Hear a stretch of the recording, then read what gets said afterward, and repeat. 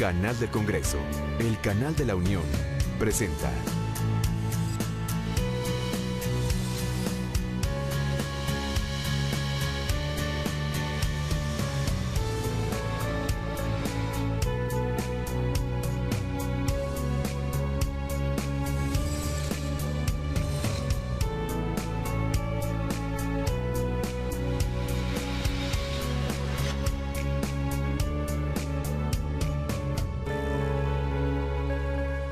Bienvenidos, gracias por seguir con nosotros a través de la señal del Canal del Congreso, el Canal de la Unión. Continuamos con los trabajos que se viven aquí en la antigua casona de Xicoténcatl en relación al foro hacia una constitución para la Ciudad de México. Y estamos iniciando con la segunda parte de actividades en el transcurso de esta jornada, que será menester de prácticamente todo este día. Inicia la primera mesa de trabajo. Esta mesa lleva como tema central constitucionalizar en el siglo XXI hacia una asamblea constituyente para el Distrito Federal. En este momento, el moderador de esta mesa, que es el doctor Eduardo Castellanos, del Instituto de Investigaciones Jurídicas de la UNAM, está dando a conocer la semblanza de los participantes en la misma. Está en este momento dando el detalle de la semblanza del licenciado Ignacio Marván, quien viene del Centro de Investigaciones, del CIDE de Investigaciones, y también estarán presentes el doctor Diego Valadez y el doctor José María Serna, los dos del Instituto de Investigaciones Jurídicas de la UNAM. Estamos iniciando, quédese con nosotros. Al término de sus participaciones de hasta por 15 minutos, habrá también participación de público asistente y también la presencia de diversos senadores de la República, como el senador Mario Delgado y el senador Alejandro Encinas, quienes se encuentran en el presidium. Iniciamos. Para los que llevamos más de 20 años en este tema de la reforma política del Distrito Federal, nunca nos habíamos topado con un senador tan terco que estuviera insistiendo, y otra mesa, y otra discusión, y otra discusión. Había habido legisladores interesados, pero jamás un senador se había, digamos, involucrado tanto en el proceso de la reforma política del Distrito Federal. Sin más elementos, hablo del senador Mario Delgado,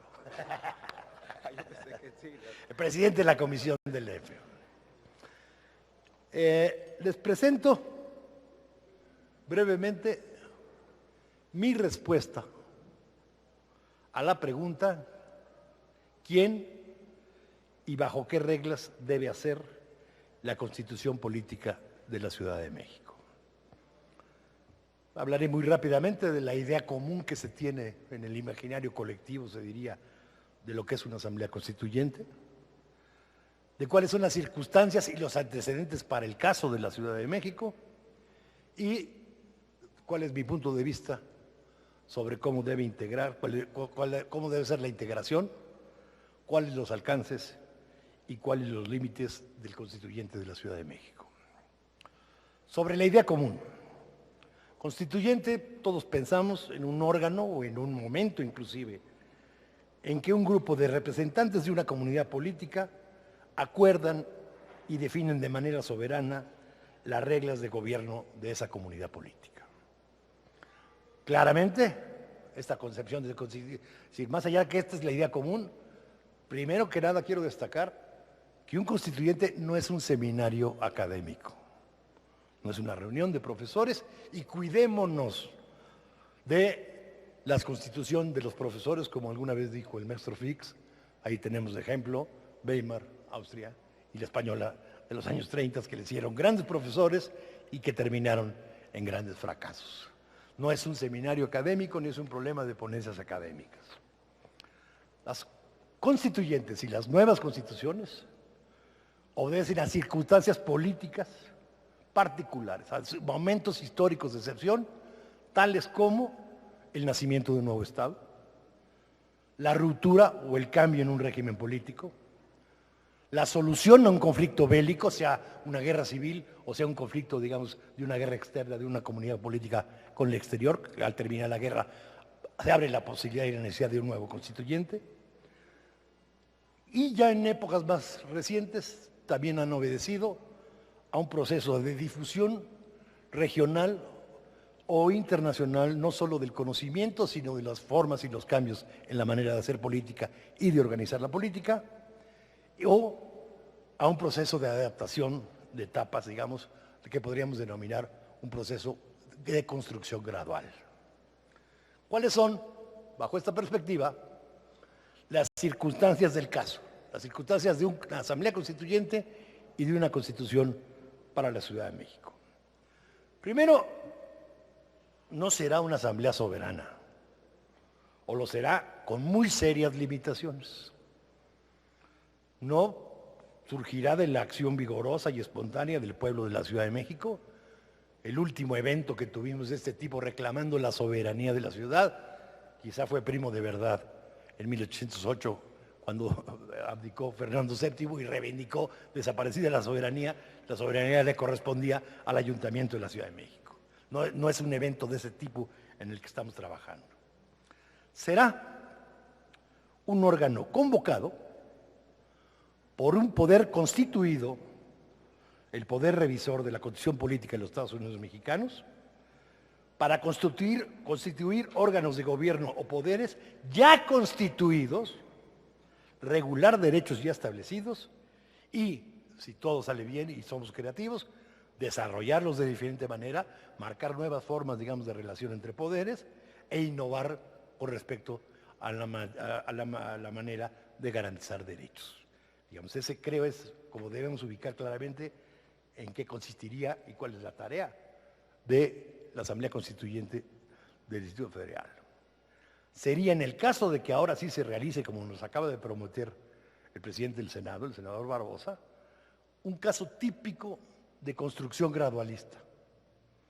Es decir, vamos a pasar de la negación absoluta de cualquier tipo de gobierno representativo en el Distrito Federal, que estipulaba la Ley Orgánica del Departamento del Distrito Federal entre 1928 y 1993, a el establecimiento primero de una asamblea de representantes del DF, al establecimiento de un gobierno local propio en el Estatuto del Gobierno del Distrito Federal de 1994, que nos guste o no nos guste, hace las veces de Constitución del Distrito Federal, a la consolidación, vamos a pasar ahora sí, a la consolidación de la autonomía en el régimen interior de nuestra entidad en la futura Constitución Política de la Ciudad de México.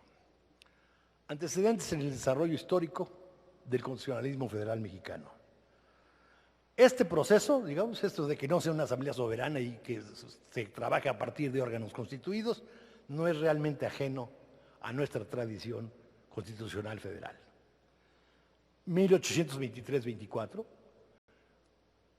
primero, salvo escasas excepciones como Oaxaca, Jalisco, Zacatecas, si mal no recuerdo, son muy escasos los que tenían ya su propia constitución o estaban en un proceso constituyente, y más bien lo que logra el arca constitutiva en un momento de alto conflicto político es frenar los procesos constituyentes locales, aprobar la Constitución General para posteriormente dar lugar a no solo a las constituciones estatales, sino a los mismos estados, a la mayoría de los estados. Entonces, que un órgano constituido diga quién va a ser estado y quién no, y cómo va a ser su propia constitución, es algo absolutamente apegado a la historia del constitucionalismo federal mexicano. O les pongo el ejemplo de cómo adaptaron los estados su constitución después del constituyente de 1916-17. Es decir, lejos de tener congresos espontáneos, etcétera, etcétera, uno de los últimos decretos de Venustiano Carranza como primer jefe del ejército constitucionalista fue precisamente que los estados iban a regresar al orden constitucional conforme se fueran pacificando.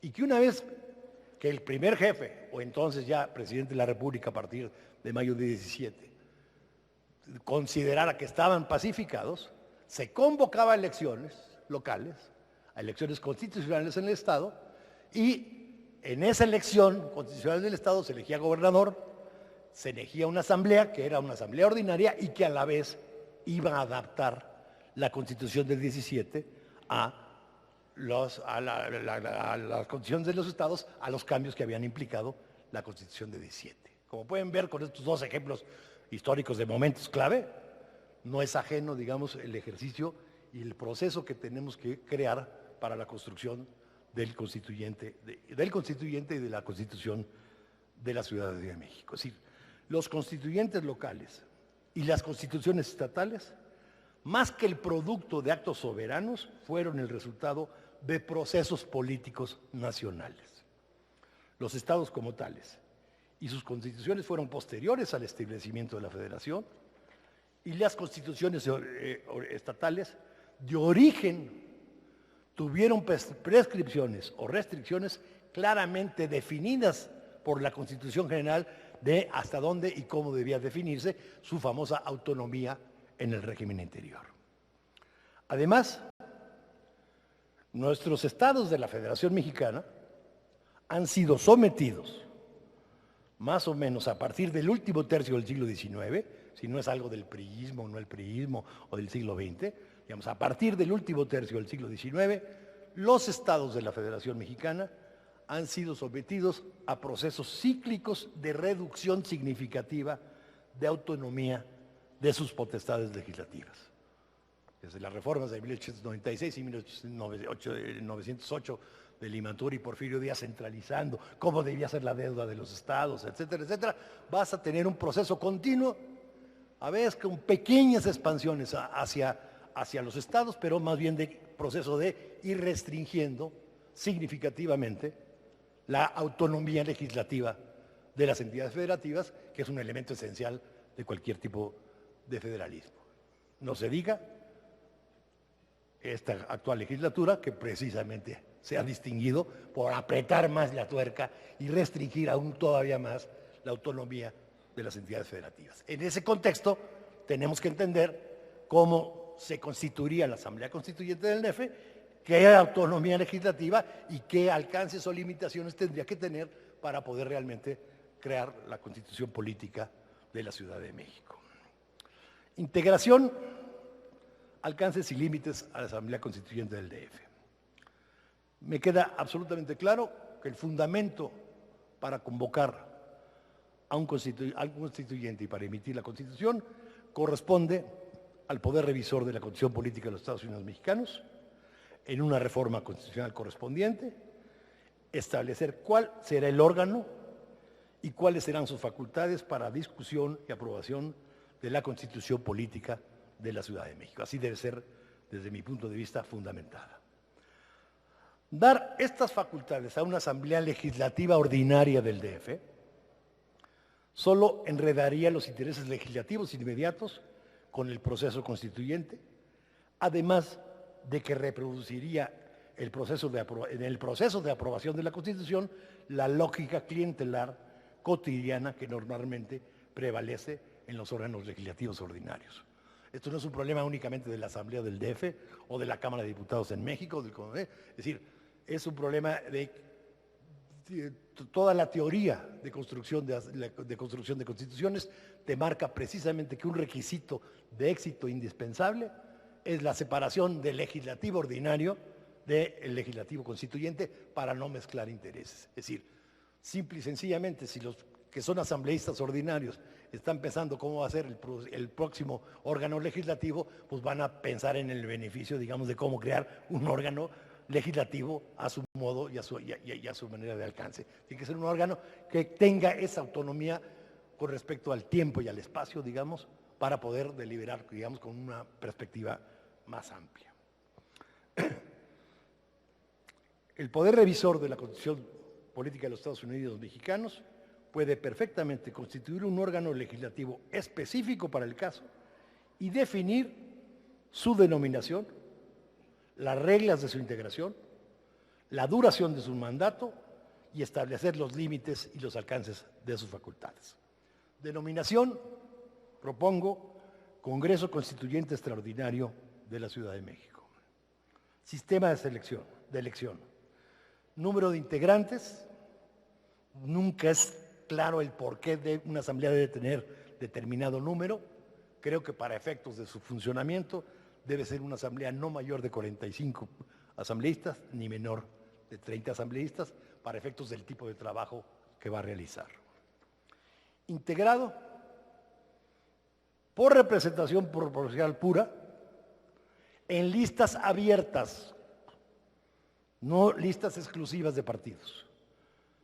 Presentadas, sí, por los partidos políticos con registro, pero también con muchas más facilidades que las actuales se tienen para candidatos independientes, con elementos, digamos, muy claros de cómo se pueden presentar asociaciones de ciudadanos independientes, asociaciones incluso de profesionales, insisto, en listas abiertas, no cerradas exclusivamente para los partidos, donde el votante puede escoger de las diferentes listas tenga un X número de votos y puede escoger quiénes van a ser sus representantes a la Asamblea Constituyente.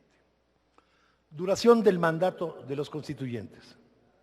Máximo 90 días, de preferencia durante los meses de mayo, junio y julio, para que la Asamblea Legislativa Ordinaria del DF ni siquiera se encuentre en periodo ordinario de sesiones, para evitar cualquier tipo de mezcla o de tensión entre ambos órganos. Facultades. Exclusivamente discutir y aprobar dentro del plazo definido el proyecto de Constitución Política de la Ciudad de México. Es decir, si le damos facultades para meterse en la administración pública del Distrito Federal, nos va a pasar como sucedió en el Congreso Constituyente de 1856-57, en donde además de ser constituyente, podía revisar los actos de la administración. Y eso puso en riesgo incluso la realización de que llegara a un buen fin, la posibilidad de que llegara a un buen fin el constituyente de 1856-57. Tiene que ser un mandato exclusivo para eso, digamos, para discutir y aprobar, enmendar todo lo que se quiera, el proyecto.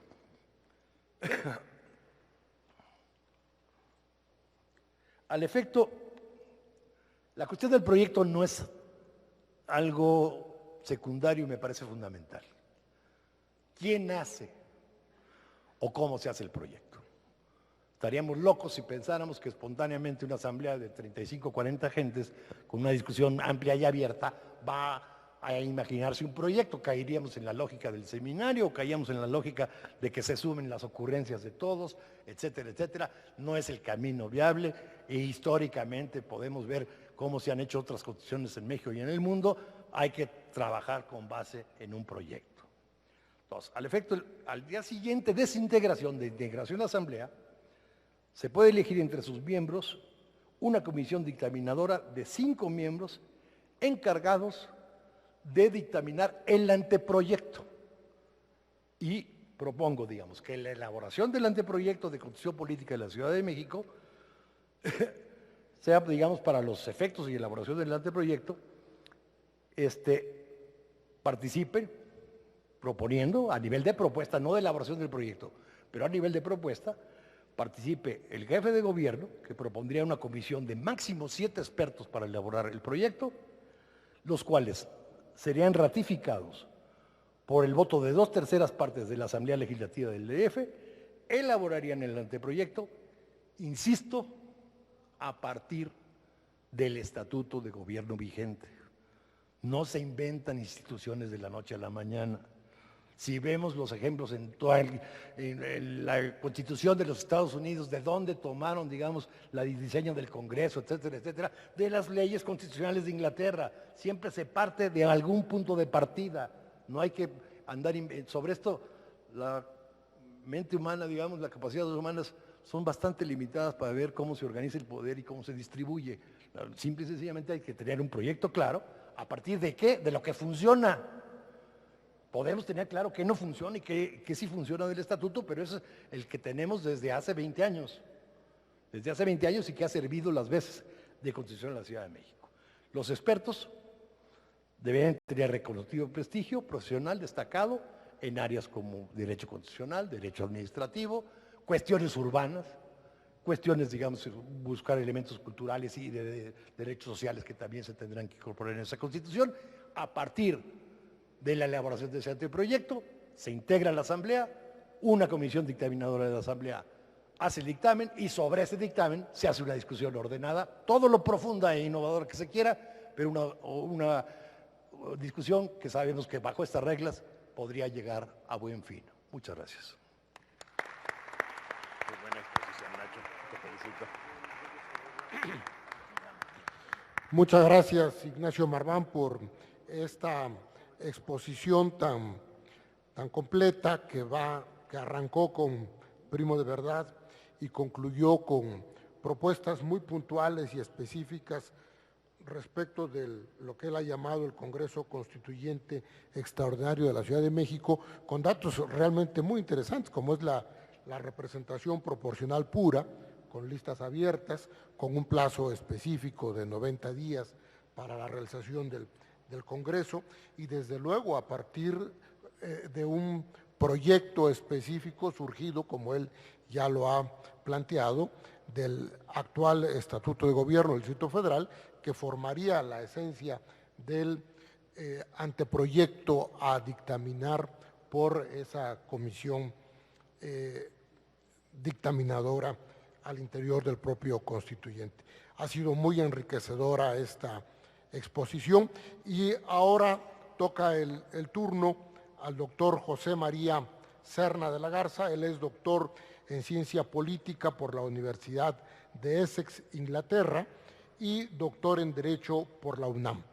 Es maestro en Política y Gobierno de América Latina, también por la Universidad de Essex, y licenciado y doctor en Derecho por la Universidad Nacional Autónoma de México.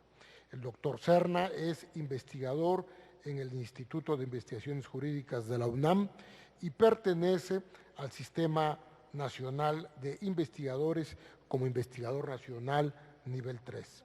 Es autor de múltiples publicaciones, entre las que se encuentran Soberanía y Estado Abierto en América Latina y Europa, Globalización y Derecho Constitucional Comparado, Soberanía y Apertura del Estado, una perspectiva mexicana, y por todas estas razones lo escuchamos con mucho interés. Muy buenos días. Gracias, doctor Castellanos, por la presentación y, por supuesto, gracias a los organizadores de este evento por la invitación, por la oportunidad de intercambiar algunas ideas con ustedes, con los miembros de la mesa y, por supuesto, el honor que me hacen de compartir la mesa con apreciados colegas, admirados también. Yo quisiera aprovechar los minutos que me toca hablar para hablar de qué justifica al constitucionalismo subnacional, qué justifica que haya constituciones locales, y tratar de llevar esas ideas que voy a exponer al terreno de la Constitución de la Ciudad de México. Yo creo que puede hablarse de dos tipos de justificación, y de hecho en la literatura pueden encontrarse estas dos perspectivas acerca de la justificación del constitucionalismo subnacional. Una es la justificación que podríamos denominar madisoniana, para identificarla con James Madison, uno de los padres fundadores de la Constitución de los Estados Unidos de América,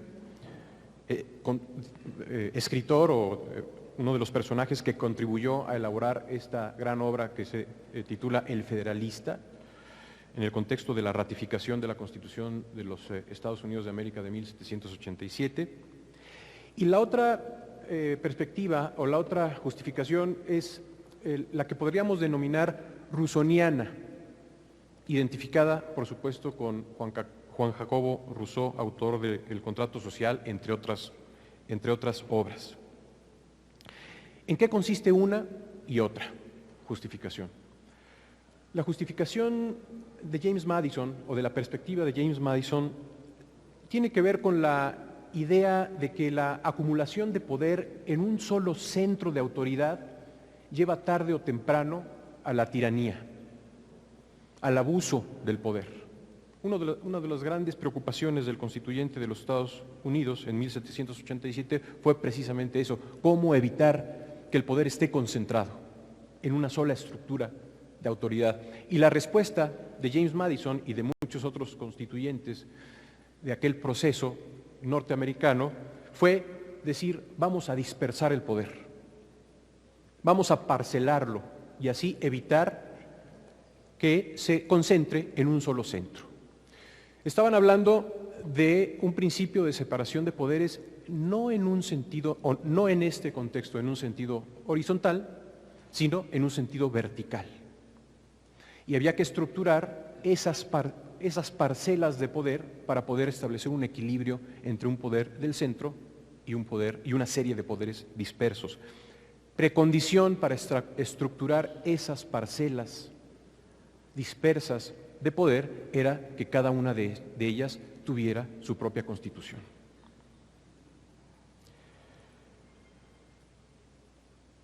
Que en el caso norteamericano, esas constituciones son las que precedieron a la Constitución Nacional. Desde la otra perspectiva, desde la perspectiva de Rousseau, aquí lo que le interesa a esta perspectiva es la cuestión del autogobierno. En la medida en que existe ese sujeto político que se llama pueblo, pueblo no en un sentido demográfico, no en un sentido de población, sino pueblo como un sujeto político, pueblo como un sujeto político que aspira a conformar una comunidad política que se autogobierna. En la medida en que existe ese sujeto político es que debe haber una carta o una norma fundamental que estructure a ese poder político, le dé sus órganos de ejercicio de gobierno y de autoridad para que se pueda expresar la voluntad, diría Rousseau, la voluntad general de ese pueblo a través de los órganos correspondientes. En la medida que hay un pueblo local, debe haber una constitución local, diría esta perspectiva de Rousseau. Yo creo que estas dos justificaciones perfectamente se pueden llevar al terreno del debate sobre la constitución, la posible constitución política de la Ciudad de México. Y además creo que no son incompatibles, no se excluyen mutuamente una con otra. Perfectamente podemos pensar, creo yo, en una constitución de la Ciudad de México que sirva para fortalecer algo que tradicionalmente ha sido débil en nuestro país, que es el constitucionalismo local. Y así introducir un factor de equilibrio del poder en un sentido madisoniano. Es ver a la Constitución Política de la Ciudad de México como una forma de fortalecer esas estructuras dispersas, parceladas, que tradicionalmente han estado, como ya dije, débiles en nuestro país. Si una comunidad política puede ser un factor de equilibrio en un sentido de división de poderes en la línea vertical, es la Ciudad de México, en nuestro sistema federal. Dotar a la Ciudad de México de una constitución es fortalecer ese equilibrio en un esquema federal que tradicionalmente ha estado en desequilibrio en favor del poder nacional o federal.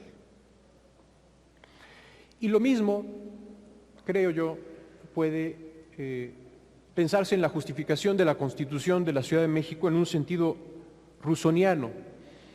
En las últimas décadas se ha venido conformando ese sujeto político que llamamos, o que bien podemos llamar, el pueblo de la Ciudad de México, que ha ido poco a poco, a través de las reformas desde 1987, las diversas reformas que hubo a lo largo de la década de los 90, conformándose como ese sujeto político que aspira a convertirse en dueño de su propio destino como comunidad política y con aspiraciones de autogobierno, de una manera muy similar a como sucede con las otras entidades federativas. Creo yo que un punto culminante en ese proceso, casi de manera natural, es que se derive a una constitución de la Ciudad de México en el sentido que aquí ya se ha hablado. Porque además, y aquí a lo mejor ya me estoy metiendo un poco con la mesa que viene después de esta, además, decía yo, las constituciones sirven para expresar cuáles son los compromisos de la comunidad política con ciertos valores. En la Constitución de la Ciudad de México, como en todas otras constituciones, se establecen cuáles son los valores, cuáles son los compromisos con los que se identifica la comunidad, y esos valores y esos principios adquieren la configuración de derechos. Entramos al tema de los derechos en las constituciones locales,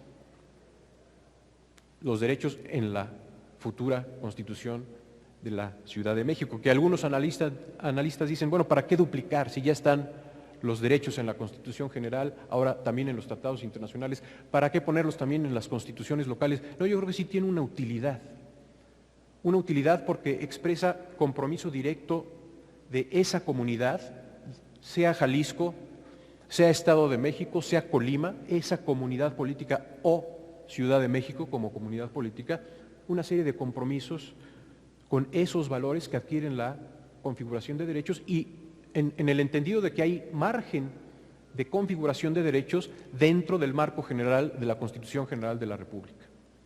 No todos los estados tienen que tener las mismas configuraciones de derechos. Sí deben de respetar el piso mínimo que establece la Constitución y ahora también los tratados internacionales en materia de derechos humanos, pero se puede ir más allá, se puede ir en un sentido más protector.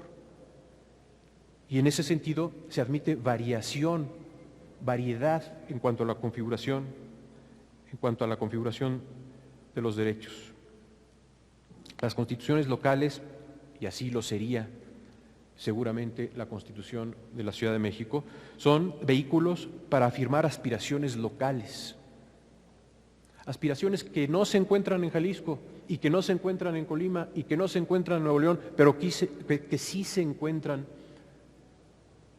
en la Ciudad de México, pueden tener perfectamente su expresión en la Constitución local de la Ciudad de México.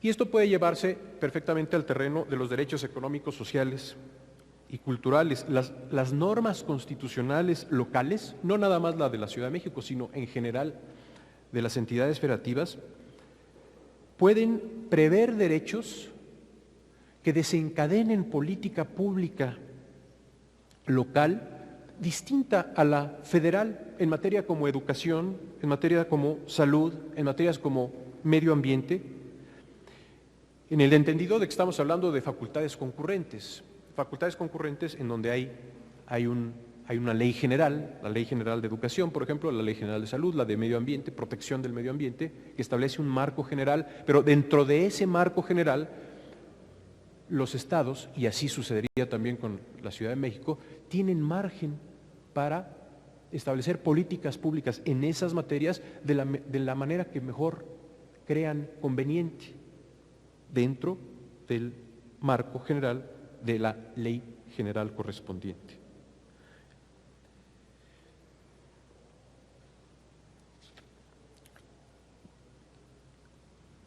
Uno de los temas, y ya con esto me voy acercando al final de mi intervención, uno de los temas más discutidos en el constitucionalismo actual, en la era de eso que se ha dado en llamar la globalización, es el surgimiento de estructuras multinivel de protección de derechos. Se habla de un constitucionalismo multinivel, tanto en un sentido normativo, hay distintos estratos normativos de protección de derechos y también hay distintos estratos de órganos garantes de los derechos. Generalmente se piensa en un sentido de lo global y lo nacional, una estructura transnacional o global, o en el caso de América Latina, un estrato interamericano de protección de derechos y el estrato nacional. Pero también está el estrato local, que se suele olvidar. También está el estrato de las entidades federativas con sus constituciones y los derechos que ellas prevén.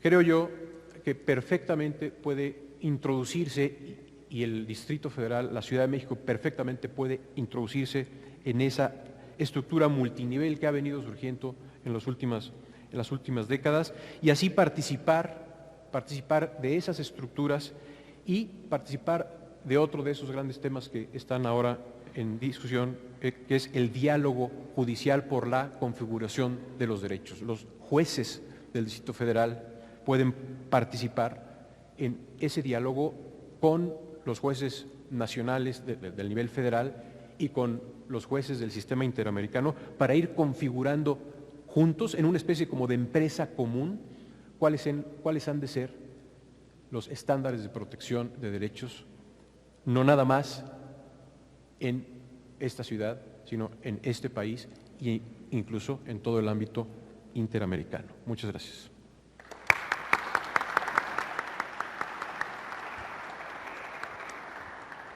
Muchas gracias, doctor Serna de la Garza, por aportar una serie de elementos para superar esa debilidad tradicional del constitucionalismo local, sin duda alguna, como ya lo ha planteado, con el auxilio de los instrumentos internacionales y recordando que los jueces de la Ciudad de México, en ese diálogo judicial al que él invita y sugiere, los jueces locales de la Ciudad de México, no hay que olvidarlo, son al mismo tiempo jueces interamericanos.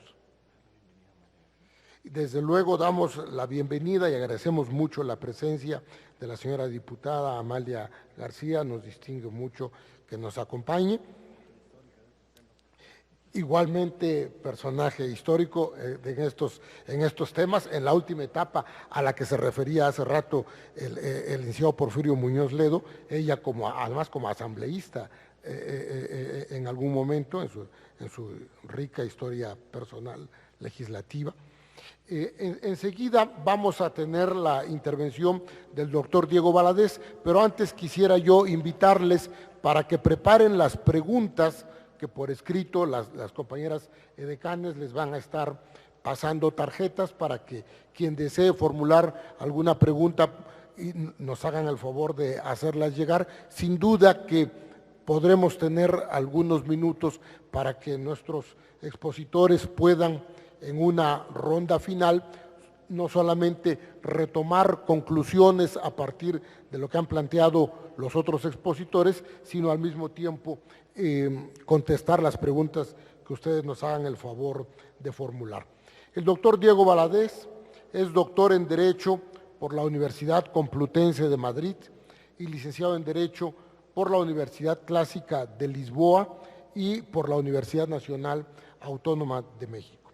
Es investigador titular de tiempo completo en el Instituto de Investigaciones Jurídicas de la UNAM, que en su momento él mismo dirigió. También pertenece al Sistema Nacional de Investigadores como investigador nacional nivel 3.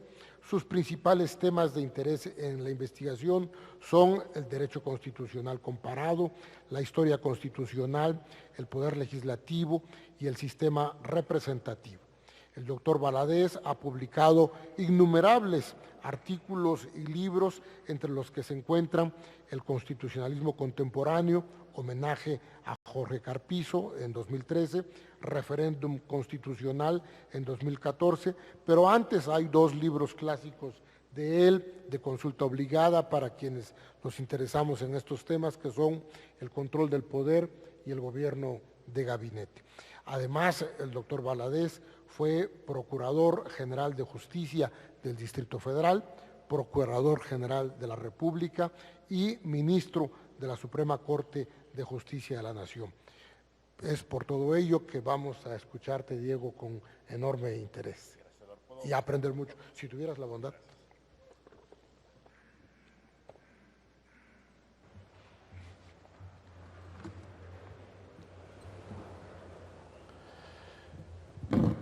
Senador Delgado, muchas gracias por esta invitación para participar en este ciclo de comentarios con relación a los cambios constitucionales relacionados con la Ciudad de México. Agradezco enormemente la distinción que me hicieron las instituciones organizadoras, el INE, el Instituto de Investigaciones Jurídicas, el CIDE y, por supuesto, ya lo dije, la comisión misma del Distrito Federal del Senado de la República. Es un privilegio estar ante ustedes y, sobre todo, en este importante espacio que ha sido ya escenario de muchos otros debates importantes para la vida institucional del país. Me da mucho gusto también saludar a mi querida amiga la diputada Amalia García, con quien he hablado de estos temas y de otros muchos hace mucho tiempo. Quiero decir a ustedes, señoras y señores, que cuando el doctor Eduardo Castellanos me hizo el honor de transmitirme la invitación en nombre de los organizadores para participar en este foro, decliné. Y lo hice basado en un argumento que me parecía convincente. Yo soy un discrepante y vendría a mantener o plantear una perspectiva distinta de la que todos hemos visto, es la orientación dominante. Quise, por tanto, ahorrar a los señores organizadores el escuchar durante 10, 12, tal vez si me atrevo hasta los 15 minutos asignados para esta exposición, una serie de argumentos que puedan resultar de alguna manera incómodos. Pero el doctor Castellanos me insistió diciéndome que de eso se trataba, de que viniéramos aquí con un espíritu abierto, por supuesto a escuchar, y yo he escuchado y seguiré escuchando con muchísima atención todo lo que se dice, y también a dar alguna opinión que en este caso, anticipo, es una opinión minoritaria, es una opinión destinada a no ser funcional al fracaso, digámoslo claramente así, pero en fin, cumplo con decirla con toda lealtad ante ustedes y ante quienes vayan a ver o estén viendo estas transmisiones a través del canal del Congreso. ¿Por qué es una opinión discrepante? Porque entiendo que lo más importante de una Constitución, y estoy, eso sí, a favor de la Constitución del Distrito Federal, es su contenido, no tanto el procedimiento de elaboración. Pero si consideramos que el procedimiento de elaboración también es relevante para los efectos democráticos, entonces hagamos un procedimiento democrático y no un procedimiento convencional. ¿Qué quiero decir con esto? Que efectivamente es posible, desde el punto de vista técnico constitucional, que haya una asamblea constituyente en el Distrito Federal. Basta con que así lo establezca el artículo 122 u otro precepto si se considera modificar la topografía correspondiente. Esto no es problema técnico. Pero, como muy bien lo dijo hace un rato el director del Instituto de Investigaciones Jurídicas, ese Congreso Constituyente es un Congreso derivado, no es un Congreso originario. Para todos los efectos, no deja de ser un órgano constituido con características temporales o provisionales y con la asignación de una competencia específica o especializada. Eso es todo. En cuanto a que tenga el carácter de un Congreso Constituyente, equiparable a cualquier otro Congreso Constituyente con los cuales estamos familiarizados, señoras, señores, ese sí es un, digamos, exceso retórico. No tiene nada que ver un Congreso Constituyente de la Ciudad de México, derivado de la Constitución vigente, con un Congreso Constituyente como el de 1917. En realidad, este tema ha sido muy explorado, por supuesto. Yo creo que el estudio más importante, contemporáneo, y el más radical en el orden democrático es el de Antonio Negri, que se llama así El Poder Constituyente, publicado en Italia en 1992. Desde mi punto de vista es la más reciente de las grandes aportaciones con relación a la forma de constituir un Estado. Y Negri subraya que un constituyente tiene fundamentalmente dos objetivos: ser la expresión de la innovación política y de la creatividad social. Ahora bien, ¿dónde va a estar la innovación política? ¿En ese constituyente derivado o en el constituyente permanente u ordinario que a través del 122 constitucional determinará cuáles son los parámetros o los referentes a los que tendrá que sujetarse el constituyente permanente, el constituyente del Distrito Federal. Pues evidentemente es el constituyente ordinario o el reformador ordinario de la Constitución. Pero veamos el punto fundamental. Lo que llevaríamos a cabo con una asamblea constituyente ciertamente es su especialización, y eso desde el punto de vista legislativo sí, desde luego, tiene indiscutibles méritos. No hay duda sobre eso. Nada más que estamos eludiendo el fondo. Fíjense ustedes, se dice que no hay discrepancia alguna en la Ciudad de México con relación a una constitución. Supongamos que esto sea rigurosamente cierto y que el 100% de los ciudadanos estemos de acuerdo en eso. Pero entonces, ¿por qué no se nos pregunta a los ciudadanos? Entonces, ¿por qué se va a los consensos tradicionales entre las dirigencias de partidos a los que yo respeto, y sistema de partidos por el cual he abogado durante toda mi vida profesional como constitucionalista? No hay democracia sin partidos. Pero cuando de lo que se trata es de un proceso constituyente innovador, ¿por qué excluir a la Ciudad de México? ¿Por qué excluir a la ciudadanía de ser consultada? ¿Por qué no entonces sí asumir una posición constituyente radical? Que los ciudadanos hablemos y que los ciudadanos votemos. Fíjense ustedes que en 2004 fue adoptada por la Asamblea de esta ciudad la Ley de Participación Ciudadana. Y la Ley de Participación Ciudadana dice en su artículo 17, el plebiscito es un instrumento de participación ciudadana mediante el cual el jefe de gobierno somete a consideración de los ciudadanos para su aprobación o rechazo, y de manera previa a su ejecución, los actos o decisiones que a su juicio sean trascendentes para la vida pública del Distrito Federal.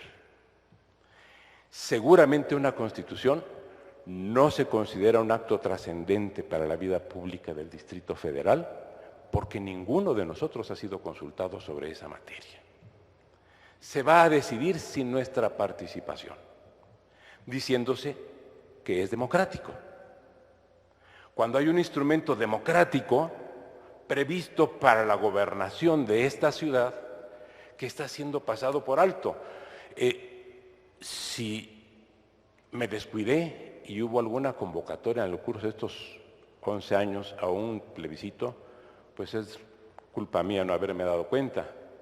Pero todo indica que no ha pasado nada importante de 2004 a la fecha, porque no hemos sido consultados una sola vez. Pero lo peor es que tampoco lo vamos a hacer cuando se trata de una decisión que se dice que sí es muy importante, que es una nueva Constitución. Esto yo creo que debe ser objeto de reflexión, porque si existe el instrumento de la consulta, pero no se usa, entonces mejor quitémoslo. Porque si para un tema tan importante como este vamos a ignorar, para construir la democracia, un procedimiento democrático, entonces ese instrumento democrático de consulta es solamente una disposición de carácter retórico e intrascendente. Ahora bien, existen instrumentos sobre esto. El profesor Gargarella justamente decía que se le dé voz a los ciudadanos cuando se habla de democracia. Y yo creo que si vamos a dar un ejemplo de democracia en el país, démosle voz a los ciudadanos. Yo me siento muy orgulloso como ciudadano y muy reconocido porque se me dé voz en este momento. Pero hay otros millones de ciudadanos que no tienen el privilegio que yo estoy ejerciendo ahora. Y que se nos dé también capacidad de decidir. Miren, cuando se elaboró la Constitución brasileña de 1988, previamente se llevó a cabo un referéndum para determinar si los brasileños querían un sistema presidencial o un sistema parlamentario, y optaron por uno presidencial, pero por una ventaja muy corta. Ahora, la esencia de las constituciones está en los referendos. La primera constitución local americana, la de Virginia, fue sometida a referéndum. En 1793, la Constitución Radical Democrática Francesa fue convocada justamente estableciéndose que solo es constitución la que es aceptada por el pueblo. Y la Constitución francesa de ese año, del 93, fue la primera de las constituciones del mundo, de carácter nacional, sometida a aprobación popular, aprobada por 1.8 millones de personas contra el voto de 11.200. Bien, los procesos referendarios para la aprobación de las constituciones son hoy una regla generalizada, en tanto que la especialización de los congresos constituyentes son una regla circunstancial, y no puede decirse que porque una constitución no sea aprobada por un constituyente especializado sea una mala constitución. Es cierto, la Constitución de Portugal del 76 fue resultado de un congreso constituyente, pero la Constitución española que tanto citamos de 1978 fue dictada por el Congreso ordinario, y además por un Congreso constituyente bicameral, cosa absolutamente desusada hasta entonces. Creo, por lo mismo, que si queremos darle voz a la ciudadanía y si queremos construir democracia, más que pensar en los consensos que al parecer ya están construidos, pero sin que los ciudadanos sepamos de qué se trata, pues sería bueno que los ciudadanos decidiéramos si queremos que siga siendo la Ciudad de México una entidad más o menos híbrida, que no es ni Estado ni municipio, o si queremos un Estado del Valle de México y que solamente la zona central, como ya se ha planteado, sea el Distrito Federal, o si queremos un municipio autónomo, si queremos que se preserven y permanezcan en la Ciudad de México, como hasta ahora, las estructuras del presidencialismo, hipertrofiadas porque hay presidencialismo en el gobierno local y presidencialismo en los gobiernos delegacionales, o queremos de veras un sistema participativo y un sistema de controles. Estoy totalmente a favor, como lo estamos todos, del ensanchamiento de los derechos sociales, pero que también eso incluya garantías para los derechos sociales, que si no tenemos transportación adecuada tengamos forma de exigir jurídicamente, jurisdiccionalmente incluso, las reparaciones de los daños que muchas veces se nos ocasionan. Pero sobre todo, queremos tener un poder político controlado, porque de eso no se está hablando. Se nos está hablando fundamentalmente de la parte agradable, atractiva, convincente, de la ampliación de nuestros derechos, pero no de la parte que corresponde a la responsabilidad de quienes gobiernan. Y queremos tener una sociedad con derechos, pero también tenemos derecho a tener un gobierno responsable y controlado. ¿Por qué no consultarnos a los ciudadanos acerca de los principios generales que deben contener esa reforma? ¿Por qué no proceder como se hizo con la Constitución de 24, con un documento preliminar, un acta constitutiva, o con la Constitución del 57, con un estatuto provisional? Que nos establezcan reglas y que nos establezcan principios y que sobre eso votemos los ciudadanos para ver si queremos tener, como ya dije, un gobierno que siga concentrando facultades o un gobierno que tenga responsabilidades políticas y que las responsabilidades políticas sean el resultado de un sistema representativo bien construido. Que eso es lo que nos falta. Hemos avanzado mucho. No podemos, desde luego, sugerir que no hay ya en este momento un espacio de libertades democráticas en México. Lo que sí tenemos que decir es que si se nos presenta una oportunidad, no la desperdiciemos, no construyamos otra vez un poco más, aunque mejor, pero de lo mismo, esperando a que la democracia, que solamente se puede llevar a cabo en una sociedad con la participación consciente, responsable, instruida y madura de toda la colectividad ciudadana. Ese es mi punto de vista y como ven, como estoy discrepando y estoy en clara minoría y como lo que estoy diciendo no se va a hacer, pues simplemente lo planteo porque así me indicó mi querido amigo el doctor Castellanos que lo hiciera ante ustedes. Gracias por su paciencia.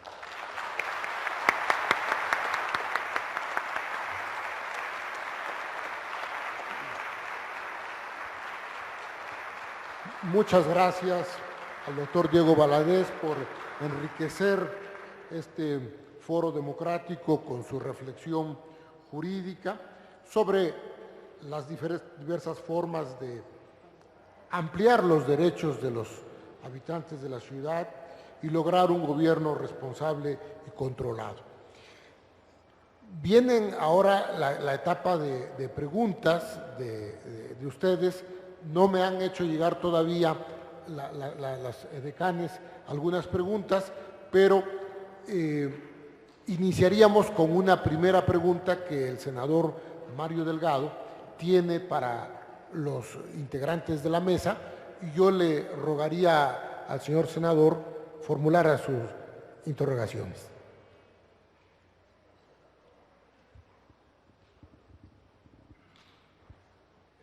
Muchas gracias, felicitarlos a todos por las magníficas exposiciones que hemos tenido el día de hoy. Bueno, yo sí quisiera aprovechar para preguntarle al doctor Valadez, hay una iniciativa que está en el Senado donde, digamos, combina estos dos aspectos. Usted dice lo más importante es el contenido, no el procedimiento de elaboración, pero habría que seguir un procedimiento democrático en quien la va a elaborar. No se puede combinar el tema de cuidar la parte de, sobre todo de legitimidad de quién va a ser la Constitución, porque entiendo si es un constituyente derivado de un poder constituido, que tuviera un carácter democrático como lo propone Nacho Marván al ser electos esos constituyentes y después el producto que apruebe esa Asamblea Constituyente sea sometida a referéndum, es decir, un acto de legitimación de esa Constitución a posteriori, pero para que tuviera, digamos, como estrictamente su entrada en vigor a partir de la aprobación de la gente. ¿Podría llegarse a una combinación parecida?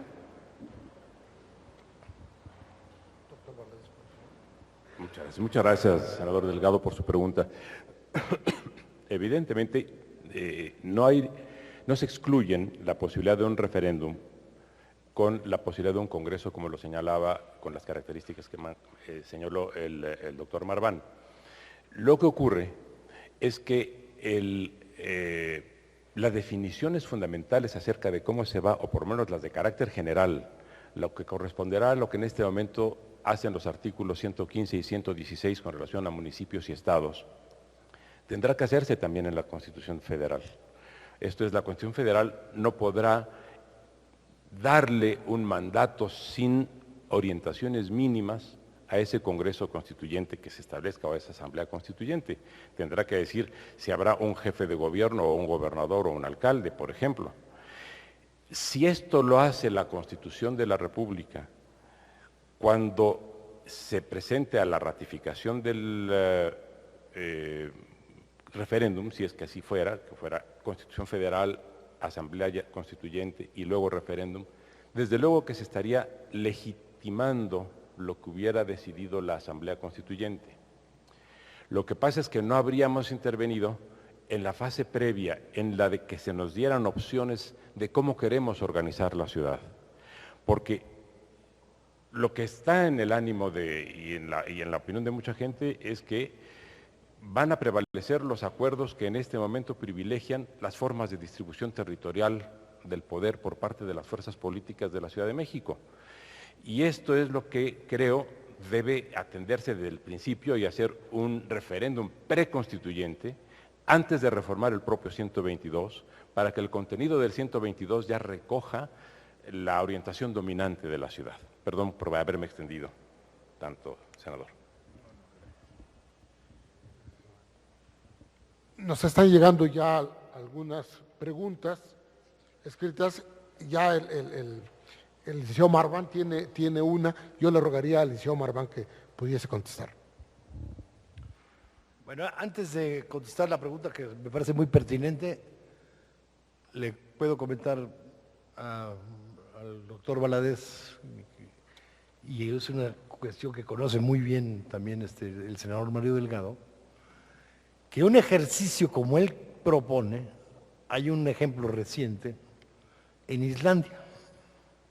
En Islandia, tan difícil que todo el mundo se ponga de acuerdo en cómo organizar el poder, pero a través precisamente de Internet, etcétera, etcétera, se acotaron una serie de temas y se dieron opciones a los ciudadanos para que escogieran cómo querían que se aprobara el proyecto de constitución, y ya después pasó a la Asamblea. Pero hay todo un proceso de consulta, digamos, por vía Internet, en donde no una pregunta abierta, pero como examen de opción múltiple. ¿Usted prefiere que el jefe de gobierno pueda hacer esto o prefiere que mejor lo haga la Asamblea? Una serie de elementos, eso lo puedes recuperar en Internet. Es una experiencia riquísima, y tengo un trabajo de la Universidad de Chicago recientemente publicado sobre esa experiencia que me parece muy rica. O sea, tampoco es, o sea, no estamos en la antigua Grecia en donde vamos a juntar a todos en la Asamblea, pero sí las nuevas tecnologías nos pueden permitir instrumentos para ser, digamos, muy constructivos con cierto orden en esta materia. Vamos a un punto que lo pensé decir. Si no es de profesores, ¿quién serían los 7 especialistas? Yo creo que no necesariamente profesores, tiene que ser gente con experiencia en la administración pública, ahora sí que si tienen cierta experiencia en la realidad política sería mejor, y más que ver no estar pensando en los mecanismos de pureza política, que no sean de un partido, no sean de un partido, sino capacidad, digamos, de conocimiento en temas claves y esenciales para la ciudad. Sí, derecho constitucional, derecho administrativo, la cuestión cultural, derechos sociales y cuestiones urbanas. Y no se nos olvide que no van a ser de la nada un proyecto. Insisto, con todos sus alcances y limitaciones, si ustedes leen el Estatuto de Gobierno del Distrito Federal, hace las veces de Constitución. Establece derechos, establece obligaciones que no necesariamente establece la Constitución Política de los Estados Unidos Mexicanos. En el Estatuto de Gobierno sí hay obligaciones de los ciudadanos, mucho más precisas que en la Constitución Política de los Estados Unidos Mexicanos, y establece las relaciones entre los órganos de gobierno. Entonces ahí ya tienes una base. Con base en eso que está funcionando, para bien o para mal, está funcionando, estos especialistas afinan un proyecto que pasaría, digamos, ya al tamiz de la deliberación abierta.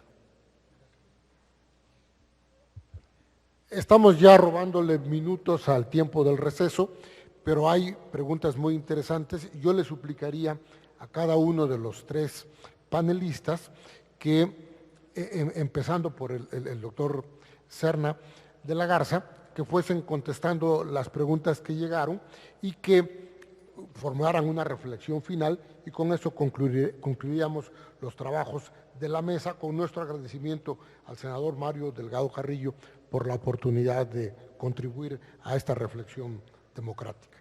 Doctor Serna. Sí, gracias. Una pregunta dice, ¿cómo pretender e implementar una constitución que sirva a la sociedad y no al Estado? Pues creo que es muy pertinente esta señal de alerta que nos hace el doctor Diego Valadez, en el sentido de que tiene que haber participación de la propia sociedad civil. De alguna forma tiene que haber una participación más amplia. Hay diversas formas de participación.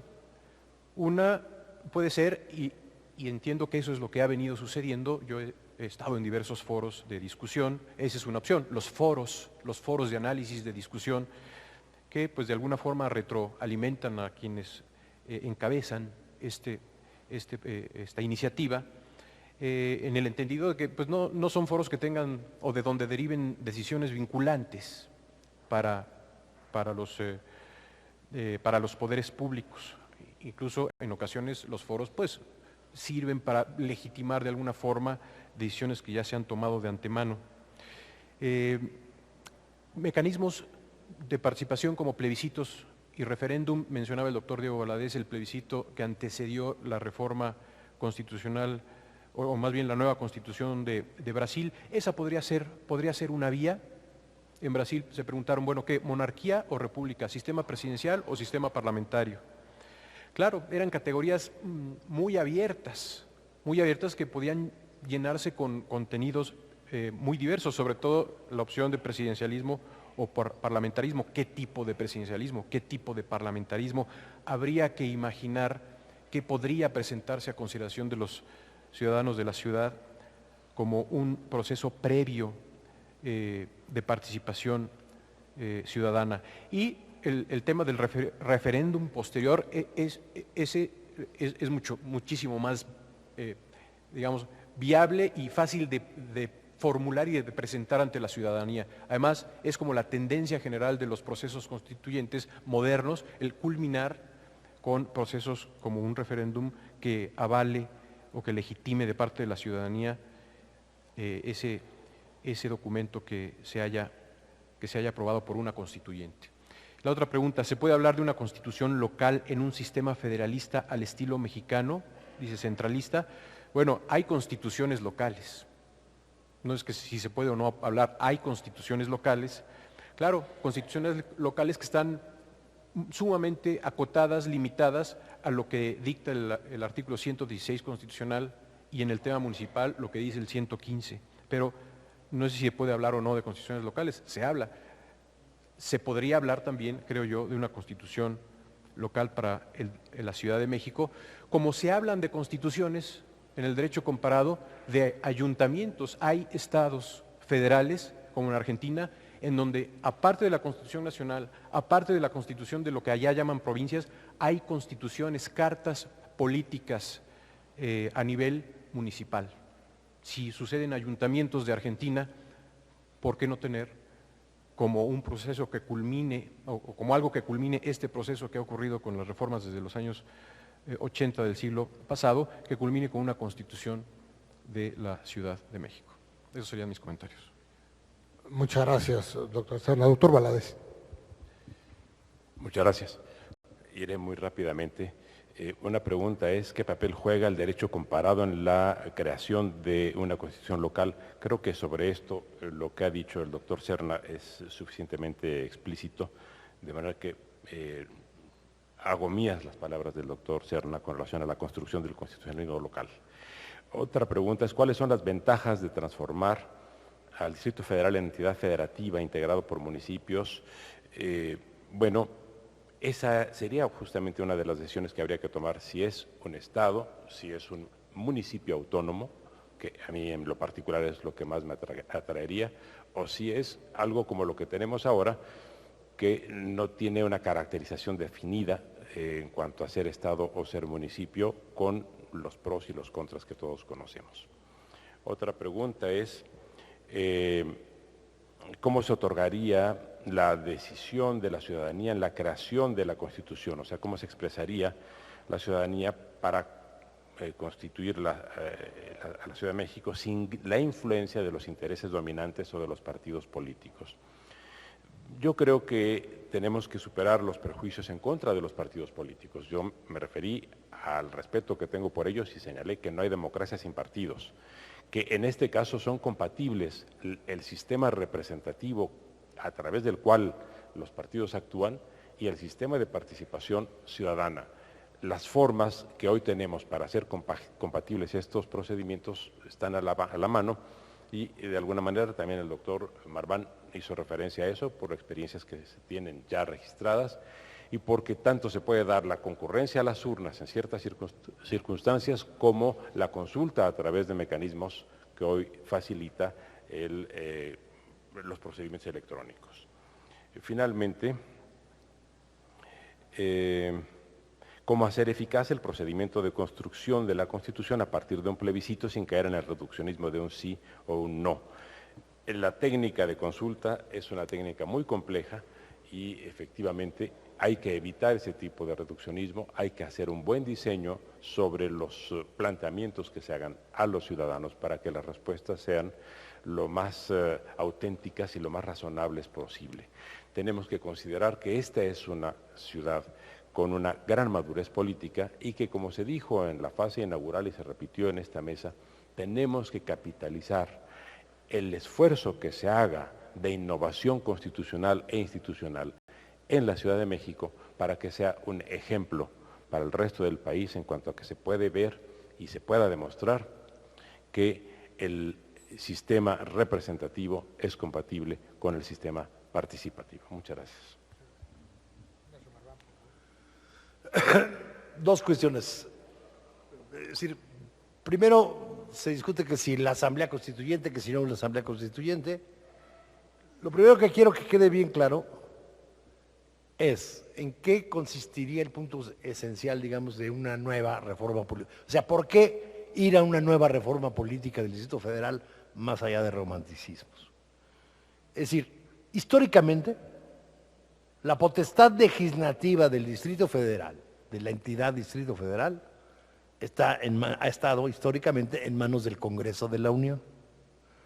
Esto tiene un quiebre fundamental desde 1994, digamos, en donde se le da una amplia potestad legislativa a la Asamblea Legislativa del Distrito Federal, pero se preserva, digamos, el carácter original o el carácter básico, esencial de la potestad legislativa en el Congreso de la Unión.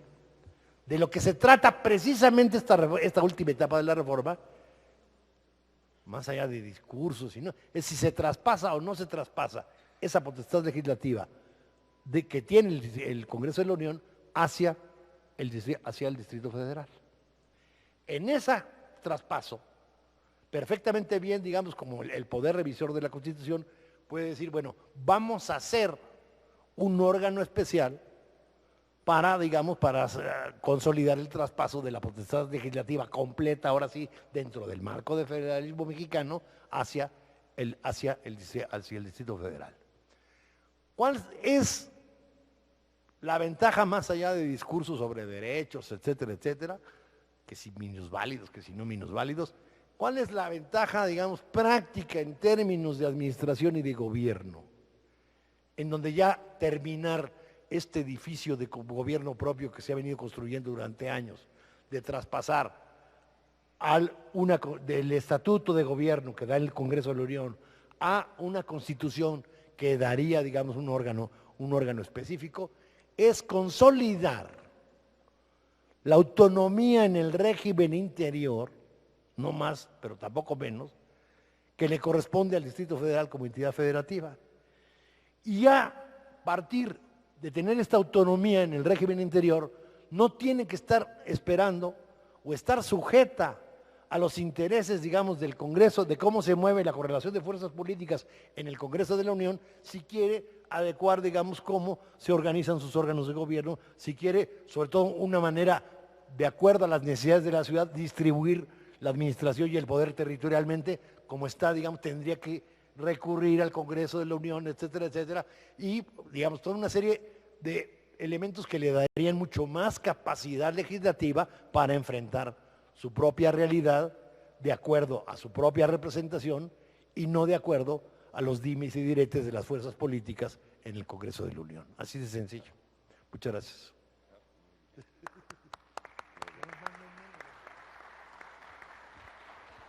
Muchas gracias a los integrantes del panel por haber participado. Muchas gracias a todos ustedes por su presencia y desde luego gracias al Senado de la República por darnos la oportunidad a los académicos de expresar nuestros puntos de vista y particularmente al senador Mario Delgado por su voluntad perseverante para ampliar los derechos político-electorales de los habitantes de la Ciudad de México. Buenas tardes.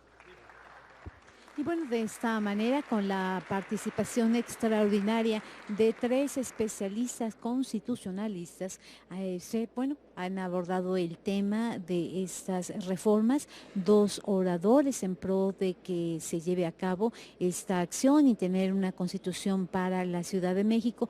Uno estuvo en contra, discrepó, el doctor Valadez, Diego Valadez.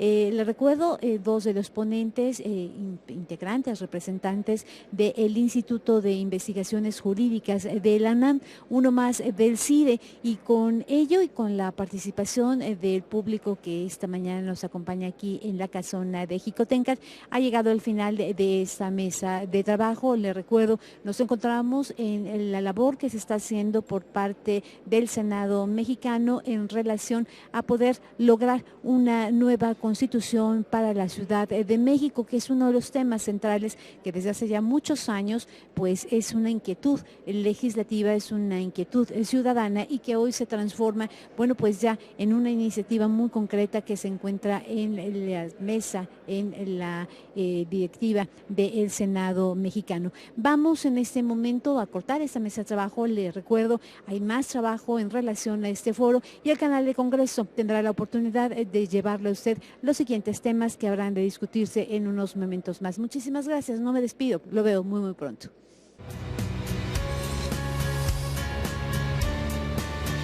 Canal del Congreso, el canal de la Unión, presentó.